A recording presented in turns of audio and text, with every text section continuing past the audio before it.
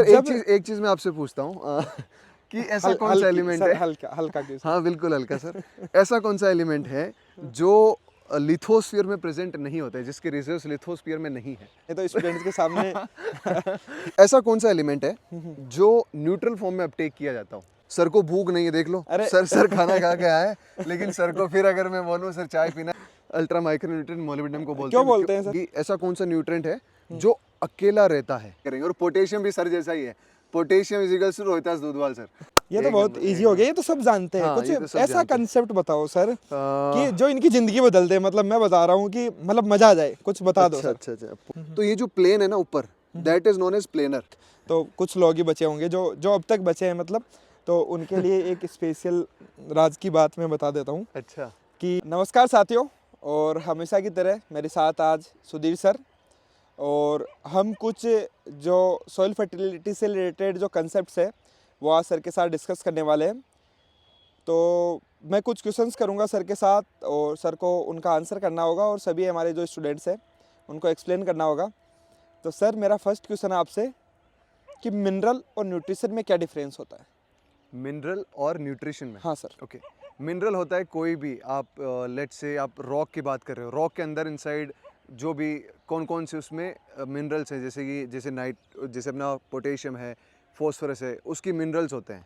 और न्यूट्रिशन होता है जो प्लांट रेस्पेक्टिव, जो फर्टिलिटी पर्सपेक्टिव से बोलते हैं कि प्लांट को क्या क्या उन मिनरल्स में से जो जो चाहिए अपने हेल्थ और अपने ईल्ड के लिए, दैट इज़ न्यूट्रिशन। तो प्लांट को कितने न्यूट्रिएंट चाहिए, मतलब अपनी हेल्थ को सस्टेन करने के लिए और एक अपना जीवन हेल्थी बिताने के लिए? ओके, तो एसेंशियली हम बात अगर अपन बड़े पर्सपेक्टिव से बात करें तो अराउंड 80 टू 85 न्यूट्रिएंट्स अपनी पूरी लाइफ साइकिल में प्लांट को चाहिए होते हैं। उनमें से एक कैटेगरी होती है बेनिफिशियल एलिमेंट्स की। बेनिफिशियल एलिमेंट्स होते हैं 23, और कोई कोई बुक्स में आपको 21 भी दिए गए हैं, और उनमें से एसेंशियल एलिमेंट्स होते हैं 17, जो कि अर्नन एंड स्टाउट 1939 में उन्होंने बोला कि ऐसे कुछ अपने न्यूट्रिएंट्स होते हैं जो प्लांट साइकिल को कंप्लीट करने के लिए ज़रूरी है ही। अगर उनकी एब्सेंस होगी तो वो प्लांट अपनी लाइफ साइकिल कंप्लीट नहीं कर सकता। उनको अपन बोलते हैं एसेंशियल न्यूट्रिएंट्स, और वो हैं 17 सर। सर वो 3 थे ना, वो उन्होंने 3 दिए थे, वो मतलब जो अर्नान एंड स्टाउट ने 3 दिए थे। उसके बाद में इनमें से अर्नान और स्टाउट में से किसने 1954 में वो वापस से इस थ्योरी को रिवाइज किया था सर? ओके, तो अर्नन एंड स्टाउट ने शुरुआत में 3 थ्योरी ऑफ एसेंशियलिटी दी थी। पहली थ्योरी बोलती है कि उस जो न्यूट्रिएंट है उसकी एब्सेंस में वो अपनी लाइफ साइकिल को कंप्लीट नहीं कर सकता प्लांट, पहला। दूसरा कि उसके जो मेटाबॉलिज्म है उसमें डायरेक्ट रोल प्ले करना चाहिए वो न्यूट्रिएंट। और तीसरा थ्योरी ऑफ एसेंशियलिटी क्राइटेरिया वो दो स्टूडेंट से जानना चाहूँगा, वो बताएंगे, और उसके बाद में सर आपका नेक्स्ट क्वेश्चन पे आता हूँ कि सर मेरा नेक्स्ट क्वेश्चन नहीं, ये मेटाबॉलिज्म में डायरेक्ट पार्टिसिपेट करना चाहिए, ये डायरेक्ट इनडायरेक्ट क्या होता है, ये मेटाबॉलिज्म क्या होती है? ओके समझा नहीं सर, मेटाबॉलिज्म आप ही बता दो सर, बहुत हो गया। मैं देखो, मेटाबॉलिज्म का मतलब ये हो गया कि जैसे जो हमारा कोई भी न्यूट्रिएंट है, मतलब जैसा कि हमारे प्लांट के अंदर कोई भी स्ट्रक्चर बनती है, तो उसके अंदर जो फंक्शन होता है उसमें डायरेक्टली पार्टिसिपेट करना, मतलब अपना रोल दिखाना। जैसे या तो कोई भी स्ट्रक्चर बने या कोई भी फंक्शन हो रहा है, जैसे फोटोसिंथेसिस हो गया, रेस्पिरेशन हो गया, ये सब मेटाबॉलिक एक्टिविटीज़ है जो प्लांट में होता है। तो उसमें डायरेक्टली पार्टिसिपेट करना चाहिए। मतलब ये कि अगर वो नहीं होगा तो वो काम ही नहीं होगा, that like this particular process complete नहीं होगा। ओके सर, और पर ये सर स्टाउट ने दिया था 1954 में। गद्दारी क्यों की? तो मतलब जब अर्नोन और स्टाउट, मतलब क्या अर्नोन जब तक जिंदगी मतलब जा चुके थे, या फिर क्या हुआ था? एक्चुअली हुआ ये था कि अर्नन एंड स्टाउट ने दोनों ने इस पे काम करा था, बट स्टाउट ने फर्दर इसकी रिसर्च में ये दिया गया, और ये कॉमन फिनोमिना है। मतलब कोई भी साइंटिस्ट अपनी एक्सटेंशन पे काम करता है, वो अपना एक कॉन्सेप्ट दे सकता है। गद्दारी वाली बात नहीं होती, गद्दारी करवे ऐसा नहीं है हमेशा। सर ये एक और टर्म आता है, पता नहीं मैंने कहीं पे सुना था, ये फंक्शनल क्या होता है, ये फंक्शनल न्यूट्रिएंट क्या होते हैं, ये क्या है? फंक्शनल न्यूट्रिएंट्स वो होते हैं सर जो कोई ना कोई फंक्शन में डायरेक्ट रोल प्ले करते हैं, और वो निकोलस सर ने दी थी फंक्शनल टर्म न्यूट्रिएंट। जो फंक्शनल न्यूट्रिएंट होती है वो टर्म निकोलस सर ने दी थी, और बोले कि ऐसे कोई न्यूट्रिएंट्स जो प्लांट फंक्शनिंग में काम आते हैं, स्पेसिफिकली ऐसा ही उन्होंने बोला था। और वो 21 होते हैं, 17 + 4। अच्छा, मतलब 4 तो बेनिफिशियल हो गए अपने, हाँ जी, 17 एसेंशियल हो गए, और दोनों को मिला दे तो अपन फंक्शनल बोल देते हैं। बिल्कुल बिल्कुल। सर ये ब्लास्ट एलिमेंट्स, पता नहीं ये कुछ ऐसा टर्म होता है कि उससे क्वेश्चन भी आ जाते हैं आजकल? ओके, देखो, बेलास्ट एलिमेंट्स वो होते हैं कि ये पूरा यूनिवर्स है आपका, इस यूनिवर्स में अर्थ क्रस्ट में अगर अपन बात करें तो सबसे ज़्यादा कंसंट्रेशन कोई अगर एलिमेंट की होती है वो है ऑक्सीजन, और सेकंड नंबर पे होती है सिलिकॉन, और तीसरे नंबर पे होती है एल्यूमिनियम। अब ऑक्सीजन तो हर जगह अवेलेबल है सर, तो सिलिकॉन और एल्यूमिनियम ये दो ऐसे न्यूट्रिएंट्स हैं या ऐसे मिनरल्स आप कह लो जो बहुत ही अबंडेंस में है, 3/4 अराउंड इतने ज़्यादा है, मतलब सिलिकॉन 27% है, एल्यूमिनियम 8.1% है।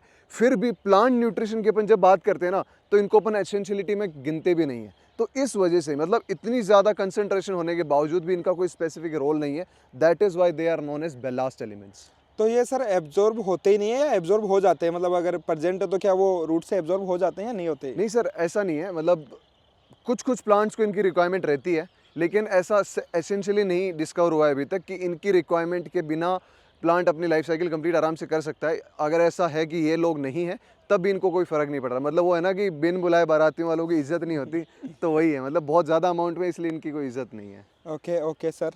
नेक्स्ट क्वेश्चन है, ये थोड़ा निकल वाला ज़्यादा क्वेश्चन आ जाता है कि ये निकल जो है, मतलब क्वेश्चन तो ये होना चाहिए था मेरा, लास्ट कौन सा एलिमेंट है जो अच्छा, लास्ट एलिमेंट सर जो ने add बता हुआ दिया, है? 1987 में डिस्कवर हुआ निकल। और अभी एक और बात चल रही है किसने सर, किया था सर, ये किसने सर ये तो बच्चों को बताना पड़ेगा ना, हर चीज़ आप पूछ लोगे कमेंट सेक्शन में, कौन ठीक है बताएगा। तो ठीक है। एक दूसरी चीज़ इससे रिलेटेड सर एक और कॉन्सेप्ट है कि इन सब से पहले एक सर थे इरविन विलियम, उन्होंने एक सीरीज़ दी थी, और उन्होंने इरविन विलियम ने एक मतलब ऑर्डर ऑफ एलिमेंट्स दिए थे, और उन्होंने ये बोला कि मेरे अकॉर्डिंग 18 एसेंशियल एलिमेंट्स हैं, और 18 एसेंशियल एलिमेंट्स हैं, उन्होंने ये डिस्कवर पहले ही बता दिया था। लेकिन उसके बाद में अभी तक लेग्यूम्स में वो एलिमेंट जो कोबाल्ट हो रहा है, जो 17 तो ऑलरेडी एग्जिस्टेंट है, 18 लेग्यूम्स में कोबाल्ट की बात चल रही है, जो एसेंशियलिटी क्राइटेरिया पे बात होने की मतलब कगार पे है कि उसको, हाँ आप बोलते रहो सर थोड़ा हाँ सा। जी, तो वो बात चल रही है कि एसेंशियलिटी उसको डिस्कवर एसेंशियलिटी के बेसिस पे उसको दिया जाए। लेकिन ये बहुत टाइम पहले, आप सोचो जो अभी तक चल रही है, इरविन सर ने बहुत टाइम पहले ही बता दिया था कि ये चीज़ ऑलरेडी है, और वो धीरे धीरे साइंटिस्ट अब उसको मान भी रहे हैं। कोबाल्ट के लिए मान रहे हाँ हैं? जी, हाँ जी, ये कोबाल्ट सर वही तो नहीं है ना, ये कोबालामीन वाला, विटामिन B12 वाला? हाँ जी, हाँ जी, वही इसका तो बहुत रोल है सर। ये इसका कोबाल्ट का कुछ लेग्यूम की रूट से, कुछ नोड्यूल वोड्यूल से कुछ है क्या इसका हाँ जी, संबंध? ये नाइट्रोजन फिक्सेशन में इसका डायरेक्ट रोल है। दैट इज़ वाई ये एसेंशियल होता है लेग्यूम प्लांट्स के लिए। तो ये मोलिब्डेनम का भी तो रोल है ना उसमें, तो अपना नाइट्रोजन फिक्सेशन में तो? हाँ, मोलिब्डेनम का भी रोल है, और नाइट्रोजन फिक्सेशन के लिए देखो, अगर आप नाइट्रोजन फिक्सेशन की बात करोगे ना तो काफ़ी सारे एलिमेंट्स हैं जो नाइट्रोजन से डायरेक्ट एसोसिएटेड है, और नाइट्रोजन से एसोसिएटेड होने के कारण इसके काफ़ी सारे लाइक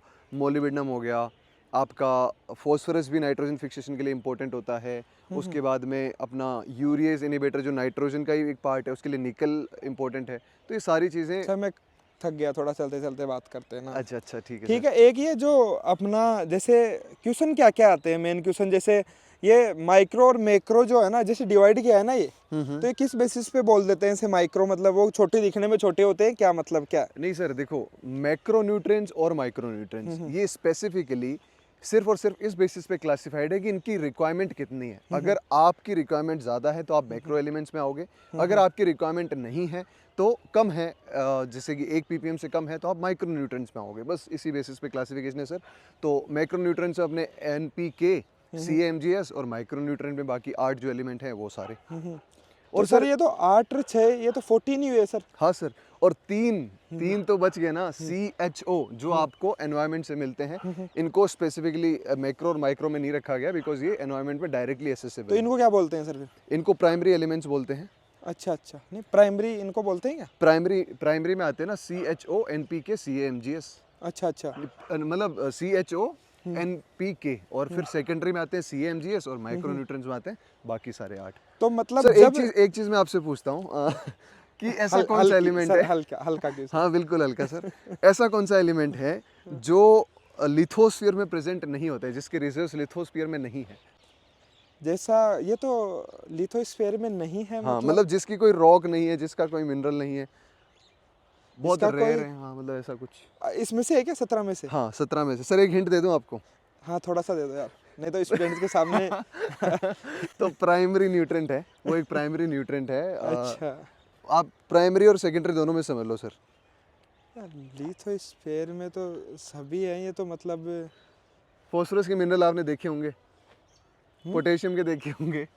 नाइट्रोजन के हाँ minerals देखे आपने? नाइट्रोजन, हाँ ऐसे मिनरल बोलो ना, आपने क्वेश्चन ही नहीं किया सही से। अच्छा क्वेश्चन सॉरी घुमा गाइस, दिया। आप ये बताओ कि मैंने क्वेश्चन सही से नहीं किया है, रोहिताज सर ने बात घुमा दी। अब मैं क्वेश्चन कर ही लेता हूँ फिर एक। सर आप भी एक्सटेम्पोर कर रहे हो, कोई पूछ के नहीं बता रहे अब आप। मैं भी सॉइल का ही क्वेश्चन करूंगा। और सर पहले मेरे क्वेश्चन खत्म हो जाए। नहीं नहीं, नहीं पहले एक मेरे ये question- बताओ, जो हमारा ये होता है ना फोटोलाइसिस ऑफ वाटर, हाँ तो हाँ उसके अंदर जो है कौन कौन से न्यूट्रिएंट जो काम में आते हैं? सर इसके लिए ना मैंगनीज काम में आता है, जो वाटर स्प्लिटिंग के लिए काम आता है, जो फोटो सिस्टम 2 में काम करता है। उसके अलावा क्लोरीन का भी रोल होता है, और बस मेजरली यही काम होते हैं। अच्छा अच्छा, ठीक है। उसके अलावा सर सर आप फर्टिलिटी में आप भी काफ़ी एक्सपर्ट हैं, तो फर्टिलिटी के क्वेश्चंस कुछ मैं भी पूछ लेता हूँ आपसे। ठीक है, थोड़ा इजी जी। सर सोचने तो फिर इजी इजी मतलब ऐसा कौन सा एलिमेंट है जो न्यूट्रल फॉर्म में अपटेक किया जाता हो? न्यूट्रल फॉर्म में हम्म, ये तो बोरोन है ना अपना। हाँ क्या बात है सर, एक नंबर एक नंबर। ये बोरोन की किसने दी थी, इसकी जो देते हैं ना शैश एनॉप 1860 में दी थी इन्होंने। क्या देते हैं वो, उनकी एसेंशियलिटी। हाँ एसेंशियलिटी हाँ हाँ सर एक कोई साइंटिस्ट था जिन्होंने 4 एलिमेंट्स की एसेंशियलिटी डिस्कवर की थी। हाँ मैं न्यूट्रिएंट्स का नाम बता देता हूँ, आप साइंटिस्ट का नाम बता दो। पोटेशियम, हाँ कैल्शियम, फास्फोरस और यार, वो तो एस पे नाम है ना उसका, हाँ तो हाँ वही वो एस पे है उसका, तो कुछ देख के याद बता- आता है क्या नाम कार्ल है? स्प्रेंजल। हाँ स्प्रेंजल, स्प्रेंजल 1839 में उन्होंने ये डिस्कवरी की थी, और ये स्प्रेंजल बताया है। था कि भाई ये चारों एलिमेंट्स होते हैं। ठीक है। अकेले मतलब चारों की अकेले नहीं कर दी हाँ मतलब। हाँ अकेले नहीं करती, बहुत काम कर रहा था। सर चलो ये बताओ, अल्ट्रा माइक्रो न्यूट्रिएंट किसको कहते हैं? माइक्रो न्यूट्रिएंट तो पता है आपको, ऐसा न्यूट्रिएंट, ऐसा माइक्रो ये तो न्यूट्रिएंट मोलिब्डेनम को बोलते हैं अरे क्या बात है सर, हाँ। जम के तैयारी किया आपने भी। अल्ट्रा माइक्रो न्यूट्रिएंट मोलिब्डेनम को बोलते क्यों हैं। बोलते हैं सर? बिकॉज उसकी जो रिक्वायरमेंट है वो 1 ppm से भी कम होती है, लाइक 0.01 ppm तक की रिक्वायरमेंट भी मोलिब्डेनम के लिए इनफ होती है। सर एक चीज़ बताओ, बहुत इंटरेस्टिंग है कि जो माइक्रोराइजा होता है, हाँ हाँ माइक्रोराइजा हम किसके लिए यूज़, कौन से एलिमेंट के लिए यूज़ करते हैं वो तो सबको पता है। हाँ आप खुश हो गए कि सर ने इस क्वेश्चन पूछ लिया, कोई बात नहीं। हाँ। माइक्रोराइजा हम यूज़ करते हैं फॉस्फोरस के लिए, कि फॉस्फोरस का अपटेक बढ़ जाए। श्योर। वो फॉस्फोरस के लिए ही क्यों करते हैं? एक्चुअली ना फॉस्फोरस तो हमारा फिक्स्ड होता है ना सॉइल के अंदर, एग्जैक्टली तो इमोबाइल होता हाँ है। इमोबाइल होता है, वो मूवमेंट नहीं कर सकता, तो हाँ। हमारी रूट्स क्या इतनी एक्सटेंसिव नहीं हो सकती True, कि true. वो पहुंच पाए। तो माइकोराइजा जो होता है वो मतलब उसका एसोसिएशन होता है, ये हमारा जो फंजाई का जो है वो रूट्स के साथ, तो वो इजीली वहां तक पहुंच जाता है और उसको जो है हमारे प्लांट को प्रोवाइड करता है, और वो एक एक्सटेंशन देता है, मतलब सरफेस एरिया को इंक्रीज Surface करता area है। increase जस्ट करता कि है, right, right, हम बोलते हैं कि वो सरफेस एरिया को इंक्रीज कर देता है, जिसकी वजह से जो न्यूट्रिएंट है वो हमारा आसानी से प्लांट्स को मिल जाता है। True true. ये इमोबाइल मोबाइल से याद आया, ये इमोबाइल मोबाइल का क्या कंसेप्ट है सर सॉइल और? सर देखो, ब्रे सर थे, ब्रे एक साइंटिस्ट थे, उन्होंने 1938 और 1954 में 2 थ्योरीज दी थी। उन्होंने बोला कि भैया ऐसे न्यूट्रिएंट मोबिलिटी कॉन्सेप्ट ब्रे साहब ने दिया था। उन्होंने बोला कि जो न्यूट्रिएंट डायरेक्ट, अगर देखो लेट से ये सॉइल है, तो सॉइल नेगेटिवली चार्ज है, और अपने जो आयंस हैं अगर वो पॉजिटिवली चार्ज है तो एक साथ टकरा जाएंगे और एक मतलब अट्रैक्ट कर लेंगे। तो अगर कोई चीज पकड़ी हुई है तो वो इमोबाइल है। तो उन्होंने बोला जो भी केटायंस हैं वो इमोबाइल होते हैं, और जो अनायंस है जिन पे नेगेटिव चार्ज है, तो सॉइल भी नेगेटिव, जो आयन है वो भी नेगेटिव, तो एक दूसरे से रिपेल करेंगे। हाँ हाँ तो उन्होंने बोला कि वो इमोबाइल है, सॉरी हाँ वो मोबाइल है अनायंस, और केटाइंस इमोबाइल है। इन्होंने ये बोल दिया, लेकिन ये पूरी बात सच नहीं थी, क्योंकि कुछ कुछ जैसे फास्फोरस है, तो फास्फोरस अनायन है, हाँ, लेकिन पर नहीं वो तो चलता। हाँ इमोबाइल है। तो इस वजह से ये ये पूरी मेरे को थ्योरी लग रहा सही है नहीं थी। फॉस्फोरस आलसी भी तो हो सकता है ना सर? नहीं सर, फास्फोरस आलसी नहीं है, फास्फोरस अपनी वैल्यू जानता है। वो बोलता है कि जितना दोगे मैं पूरा। ये फॉस्फोरस अकेला क्यों नहीं रहता है हमेशा, मतलब ये किसी ना किसी के साथ रहेगा मतलब? H2PO4 ऐसा बात कर रहे हो आप? हाँ हाँ HPO4 अकेला तो नहीं रहता, जैसे P2O5 बोलते हैं ना हम, जैसे सर हम P कभी भी नहीं आता, जैसे फर्टिलाइजर वगैरह में भी। सर आपको पता है इस ये सेम क्वेश्चन आया था अभी SRF 2023 में, क्या? कि ऐसा कौन सा न्यूट्रिएंट है जो अकेला रहता है, जो अकेला रहता है और बाकी ऑप्शन इसको तो सर वो भी बोलते हैं ना, नटखटी, नोटोरियस एलिमेंट। हाँ नहीं अकेला रहता है, उसका आंसर तो आपको पता है सर, नाइट्रोजन है, पोटाश है, पोटेशियम है, बताओ क्या अकेला जो रहता है, जो मतलब अकेला? अपटेक में अकेला, मतलब अलोन, जैसे कि नाइट्रेट है समझो, तो NO3 है, वो NH4 तो है, ये तो पोटेशियम है ना, हाँ, पोटेशियम प्लस में यही होता है ना। क्वेश्चन आया था SRF हाँ हाँ, ये तो 2023 में। पोटेशियम प्लस में होता हाँ है जी, ना हाँ जी। जी, सिर्फ पोटेशियम के हाँ प्लस हाँ में ही हाँ अपटेक हाँ होता है। हाँ हाँ ठीक है सर, न्यूट्रिएंट से रिलेटेड और कुछ याद आ रहा है आपको? हाँ। ये न्यूट्रिएंट के अंदर जैसे नाइट्रोजन, फास्फोरस, पोटेशियम है, हाँ हाँ तो इनमें सबसे ज़्यादा अपटेक किसका होता है सर? सर, सबसे ज़्यादा अपटेक होता है नाइट्रोजन का, हाँ हाँ और इसके इक्विवेलेंट कुछ कुछ क्रॉप्स में, जैसे रेडिश हो गई, बनाना हो गया, वहाँ जो पोटेशियम हाँ, लविंग क्रॉप्स है, पोटेशियम का भी अच्छा होता है पोटेशियम मतलब। इक्वल, कभी कभी इक्वल, और sometimes according to many research paper sometimes थोड़ा ज़्यादा भी सर चला इवन जाता है। मैंने और भी, phosphorus का सबसे हाँ, कम ये होता है। पोटाशियम जो है ना, मैंने एक जगह देखा था, मतलब देखा क्या, पढ़ा भी है कि हम्म। पोटाशियम जैसे राइस के प्लांट की, जब वो प्लांट के अंदर जो बात करते हैं ना, तो उसमें उससे ज़्यादा दिखा रखा था, मतलब नाइट्रोजन से हाँ ज़्यादा होता है, दिखा कभी रखा कभी सर नाइट्रोजन से ज़्यादा अपटेक भी होता है। था। पर ये तो पोटाशियम तो जब प्लांट के अंदर जाता है ना, ही तो, हाँ पर ये तो कुछ बनाता ही नहीं है। जैसे नाइट्रोजन गया एग्जैक्टली तो सर। नाइट्रोजन अमाइनो एसिड बनाएगा, वो अमाइनो एसिड से हमारी प्रोटीन बन जाती है, ठीक है ठीक है। सर। फॉस्फोरस जाएगा, वो हमारे न्यूक्लियोसाइड्स जो है इनमें बना के डीएनए वगैरह बनाने में मदद एनर्जी करता है। ट्रांसफर फॉस्फोलिपिड्स, ATP में, हाँ। फॉस्फोलिपिड्स बना लेता है, ठीक सर है। पोटेशियम का बहुत बड़ा पोटाशियम काम है। क्या करता है फिर ये? देखो, सबसे पहले पोटेशियम 80 से ज़्यादा एंजाइम्स को एक्टिवेट करने का काम करता है। अच्छा, सेल्यूलर एक पीएच पेड़ को मतलब ये मेंटेन, चाबी है, मतलब हाँ ये ये एक तरीके चाबी से। है। जैसे कुछ भी अगर एंजाइम, जैसे काइनेज एंजाइम है, पायरुवेट काइनेज, अगर उसको एक्टिव करना है तो पोटेशियम की रिक्वायरमेंट है। हाँ हाँ। दूसरी चीज़ सर, पोटेशियम सेल्यूलर पीएच को मेंटेन करता है, और ऑस्मोसिस में काम आता है। उसकी जो अपनी गर्थ, जो स्ट्रोक की स्ट्रेंथ होती है, उसके लिए काम आता है। लोजिंग रेजिस्टेंस यही देता है, डिजीज रेजिस्टेंस देता है। और सर आपको पता है ये एलिमेंट कहाँ स्टोर होता है? ये तो एलिमेंट vacuole स्टोर में होता होता है है ना? वेक्यूल्स में। हाँ, हाँ, और vacuole इसी में। के पीछे एक पूरा कॉन्सेप्ट है, जो कॉन्सेप्ट अपन बोलते हैं लग्जरी कंजम्पशन। अच्छा अच्छा, लग्जरी वाला। लग्जरी कंजम्पशन इसका इसीलिए तो होता है कि लग्जरी कंजम्पशन मतलब सर को भूख नहीं है, देख लो, अरे सर खाना खा के आया है, लेकिन सर को फिर अगर मैं बोलूं सर चाय पीना, सॉरी सॉरी गाइस, सर को मैंने बोला था कि फ्लाइट मोड में डाल लो, लेकिन सर का क्या ना कि चलो कोई फ्लाइट मोड में नहीं, डाला कंटिन्यू सर, कोई कंटिन्यू। नहीं। लग्जरी कहाँ पे थे कंजप्शन, सर हम? Luxury luxury consumption. लग्जरी। तो लग्जरी कंजम्पशन क्या होता है, मैं बोला था सर को अगर खाना खिलाओ तो सर कभी मना नहीं करेंगे। और पोटेशियम भी सर जैसा ही है, पोटेशियम इजिकल्स टू रोहितास दूधवाल सर। तो कैसे कि पोटेशियम वेक्यूल में स्टोर होता है, उसको ऐसा तो है नहीं कि कोई प्लांट पार्ट में जाएगा तो टॉक्सिसिटी दे देगा, वो तो वेक्यूल मतलब खाली स्पेस में स्टोर होगा। तो प्लांट बोलता है कि जितना आ रहा है आने दो, जितना आ रहा है आने दो। तो इस वजह से पोटेशियम वेक्यूल में स्टोर होता है, और इसका लग्जरी कंजप्शन होता है, मतलब जितनी रिक्वायरमेंट नहीं है उससे ज़्यादा अपटेक हो जाएगा, और वो इसी के साथ होता है, मतलब पोटेशियम के साथ होता है। सर एक चीज़ आपसे पूछूं, हाँ, इजी।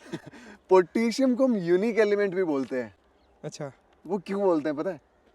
पोटेशियम को यूनिक बोल देते होंगे। अब पोटेशियम को इसलिए बोलते हैं कि पीछे शुरू हो रहा है और कैसे इसको डिनोट किया जाता है, इसलिए बोलते नहीं, होंगे। नहीं नहीं नहीं, देखो पोटेशियम को यूनिक एलिमेंट इसलिए बोलते हैं कि ये एक ही एलिमेंट है जो सॉइल से प्लांट और प्लांट से सॉइल, इसको आपको पता है ना कि दोनों तरफ मूवमेंट करता है ये।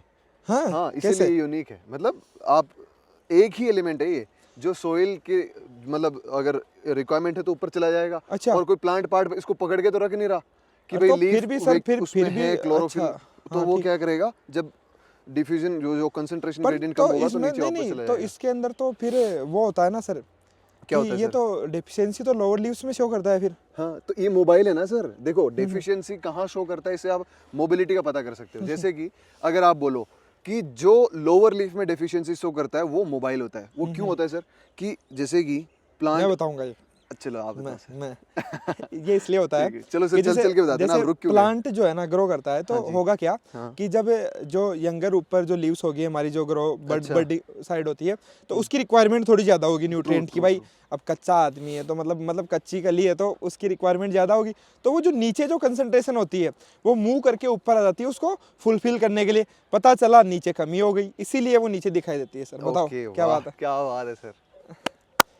ये तो एक बहुत नंबर, इजी एक हो गया, ये तो सब जानते हैं। हाँ, ये तो कुछ सब ऐसा जानते हैं। कंसेप्ट बताओ सर कि आ, जो इनकी जिंदगी बदल दे। मतलब मैं बता रहा हूँ कि मतलब मजा आ जाए, कुछ बता दो अच्छा सर। अच्छा अच्छा, फर्टिलिटी में या फिक्सेशन के रिलेटेड बताओ सर। ये फिक्सेशन वाला, ये मैं क्वेश्चन करूंगा सर, अब उनके आंसर कर आप दो जो question सबसे नहीं कर रहे। कंफ्यूजिंग है। एक तो फास्फोरस फिक्सेशन सबसे ज्यादा कौन से मिनरल में होता है?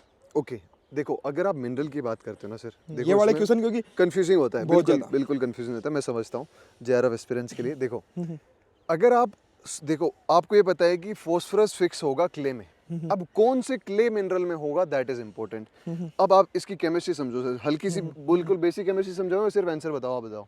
केमिस्ट्री तो समझा ही दो तभी मजा आएगा। ठीक है, लेट्स से ये आपका क्ले है, ठीक है दोस्तों। अगर ये क्ले के पास फास्फोरस क्या है, अनायन है, मतलब नेगेटिव चार्ज है H2PO4 माइनस या HPO4 माइनस, तो अगर आपकी सॉइल माइनस मतलब नेगेटिव चार्ज होगी, जैसे वर्मिकुलाइट है, मोंटमोलाइट है, तो वो रिपेल करेगी, इसको पास में बुलाएगी नहीं। अब इसको पास में कौन बुलाएगा सर? जिस पे पॉजिटिव चार्ज है। और कौन सा क्ले मिनरल पे पॉजिटिव चार्ज है? केओलिनाइट पे पॉजिटिव चार्ज है, जिसकी अनायन एक्सचेंज कैपेसिटी हाईएस्ट होती है। कितनी होती है? 43 सी मोल इलेक्ट्रॉन पर KG of soil eight pH 4.7। Anion exchange capacity बोली है सर ने, हाँ। ये मत बोल देना कि कैटायन एक्सचेंज कैपेसिटी नहीं, ज्यादा। अनायन एक्सचेंज कैपेसिटी सबसे हाईएस्ट होती है केओलिनाइट की, मतलब उस पे पॉजिटिव चार्ज है और वो नेगेटिव चार्ज वाले को बुला लेगा। तो इस वजह से केओलिनाइट की सबसे ज्यादा मतलब फास्फोरस फास्फोरस फिक्सेशन कैपेसिटी होती है। और ये सर देखो, केओलिनाइट कहाँ प्रेजेंट होगा? हाईली वेदर्ड सोइल में। कौन कौन सी? जैसे ऑक्सीसोल में। ऑक्सीसोल में केओलिनाइट का जो परसेंटेज होता है हाईएस्ट होता है, क्योंकि हाईली वेदर्ड है। तो जितनी ज्यादा वेदर्ड या जितनी ज्यादा मेच्योर्ड सोइल है, वहाँ फास्फोरस का फिक्सेशन ज्यादा होगा। ओके। ओके, ये फिर ये पोटेशियम वाला भी करो, इसको भी बताओ। Potassium fixation. ये सब ज्यादा किस में होता है? ओके, पोटेशियम फिक्सेशन है ना, देखो सर 3 साइड्स पे होता है पोटेशियम। ऐसा नहीं कि उसके 3 घर है, एक होता है पी, एक होता है आई, एक होता है ई। पी फॉर प्लेनर, मतलब ये आपकी, ये समझ लो आपकी सोइल मिनरल है। देखो ये सोइल मिनरल है, तो ये जो प्लेन है ना ऊपर, that is known as planar. तो यहाँ अगर कोई चीज रखी है तो कोई भी उठा के लेके जाएगा ना, तो ये नॉन स्पेसिफिक होती है, मतलब आसानी से फिक्सेशन खत्म भी होता है। फिर है ई मतलब एज की बात कर रहे हैं, वो भी ज्यादा स्पेसिफिक नहीं होता। फिर होता है जो क्ले मिनरल के बीच में, मतलब टेट्राहेड्रल, ऑक्टाहेड्रल, उसके बाद में जो सी एक्सिस स्पेसिंग होती है, मतलब एक लेयर और दूसरी लेयर के बीच में जो स्पेस है, उस लेयर में अगर फिक्सेशन हो रहा है, वो होता है आई, जिसको बोलते हैं अपन इनर फिक्सेशन। तो वहां अगर कोई फिक्सेशन हुआ ना, तो वो ज्यादा स्पेसिफिक होता है, और वो सबसे ज्यादा होता है सर वर्मिकुलाइट में। अब इसका रीजन क्या है कि मोंटमोलाइट में नहीं होता लेकिन वर्मिकुलाइट में होता है? इसका रीजन सिंपल है सर, कि वर्मिकुलाइट में क्या है, जो टेट्राहेड्रल सब्स्टिट्यूशन है, मतलब ऑक्टाहेड्रल सब्स्टिट्यूशन और टेट्राहेड्रल सब्स्टिट्यूशन दो होते हैं, सोर्स ऑफ नेगेटिव चार्ज।